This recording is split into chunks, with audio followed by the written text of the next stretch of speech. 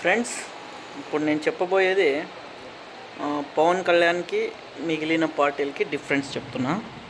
Difference ఏంటంటే, ఇప్పుడు మనం ఒకే ఒక ఉదాహరణ తీసుకుందాం. అగ్రిగోల్డ్ గురించి అనుకోండి.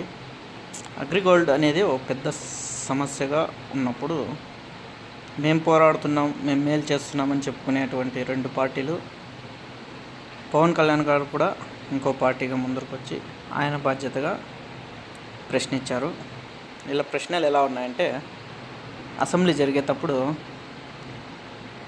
ప్రతిపక్షం ప్రశ్నించాలా, ప్రధాన ప్రతిపక్షమైన జగన్ పార్టీకి సంబంధించిన వాళ్ళు ఎలా ప్రశ్నిస్తున్నారంటే, అగ్రిగోల్డ్ సమస్యకి మీకున్న ఆస్తులు అమ్మి అగ్రిగోల్డ్ పరిష్కారం చేయండి అని అడగాల్సినటువంటి జగన్ గారు అసెంబ్లీలో కూర్చొని, మీ పత్తిపాటి పుల్లారావు గారు భూములు కొన్నారు, మీ పేరు మీద ఉన్నాయి అనేటువంటివి వ్యక్తిగతంగా తీసుకుపోయి ఆ సమస్యని తప్పుదోవ పట్టించారు. అలాగే దానికి సమాధానం, మేము కొన్నాము, ఆ డబ్బులు ఎక్కడ పోయాయి అనేటువంటి క్వశ్చన్ వేయకోకుండా, ప్రశ్నించకుండా జగన్ గారు మీరు అమ్ముకుంటున్నారు, అంతా మీరు తీసుకుంటున్నారు అన్న వ్యక్తిగతంగా మాట్లాడడం వల్ల అసెంబ్లీ కూడా సక్రమంగా జరగడం లేదు. అలాగే అధికార పక్షం దానికి సమాధానంగా, మేము కొన్నాము, ఇటువంటి వాళ్ళు ఇచ్చారు, ఆ డబ్బు ఇలా ఇచ్చాము అని చెప్పుకోకుండా, మేము కొనలేదు, అసలు మాకు సంబంధం లేదు, జగన్ గారు అంత అవినీతి వస్తుంది, జగన్ గారు అవినీతిలో ఇలా ఉన్నారు, అలా ఉన్నారు, అటువంటి డైవర్ట్ చేయడం, అంటే వ్యక్తుల మీద, సమస్య మీద కారుకోకుండా వ్యక్తిగత దూషణలకు పోవడం, ఇటువంటివి చేస్తూ అసెంబ్లీ టైంను వృధా చేస్తూ, ఇక్కడ సమస్యకు పరిష్కారం కాకోకుండా వాళ్ళు వ్యక్తిగతంగా మాట్లాడుకుంటూ రెండు పార్టీలు రెండు దెందే అనేలా తయారయ్యాయి. ఇక పవన్ కళ్యాణ్ గారు ప్రశ్నించడం ఎలా ఉంటుందంటే, సార్ ఇటువంటి సమస్య ఉంది, మీరు పరిష్కరించండి అంటారే కానీ ఎప్పుడే కానీ వ్యక్తిగతంగా ఎవరిని విమర్శించలేదు. దానికి కూడా పవన్ కళ్యాణ్ గారు పోకునే మానించి ఈ ప్రాబ్లం సాల్వ్ అయిపోయిందని చెప్పుకునే వాళ్ళు కూడా చాలామంది ఉండొచ్చు. వాళ్ళకి ఈయనకి డిఫరెన్స్ ఏంటంటే, ఈయన పవన్ కళ్యాణ్ గారు ఎలా ప్రశ్నిస్తారంటే, శవాల మీద చిల్లర వేరుకునే పని చేయొద్దండి అన్నారు.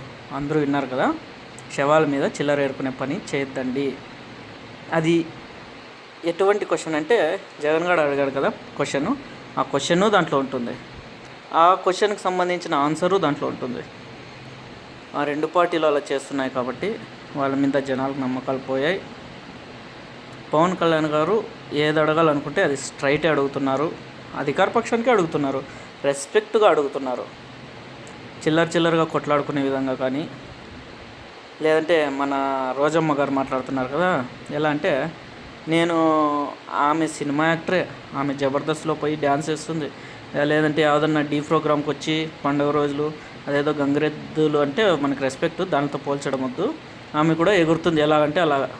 ఆమె ఇప్పుడుండే స్థాయికి తగ్గట్టు కాకుండా స్థాయికి తగ్గించుకొని ఒక రికార్డింగ్ డ్యాన్సర్ మాదిరి డ్యాన్సులు వేస్తుంటుంది. ఆమె ఏమంటారంటే, ఫుల్ టైం రాజకీయాలు చేయాలా.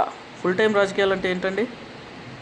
ఒకరినొకరు తిట్టుకోవడం, సమస్య పరిష్కారం అయ్యేటప్పుడు కూడా దాన్ని పరిష్కారం చేయకోకుండా చేయడం రాజకీయమా? అలాంటి రాజకీయం పవన్ కళ్యాణ్ గారు చేయరు కాబట్టి పవన్ కళ్యాణ్ని ఇప్పుడు ఏ సమస్య వచ్చినా పవన్ కళ్యాణ్ గారి దగ్గరికి పోతున్నారు.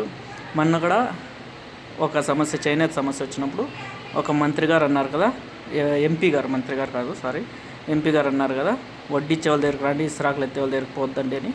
ఇటువంటి దానికంతా సరైన సమాధానం ఇస్తున్నారు పవన్ కళ్యాణ్ గారు, కరెక్ట్ విధానం తీసుకున్నారు.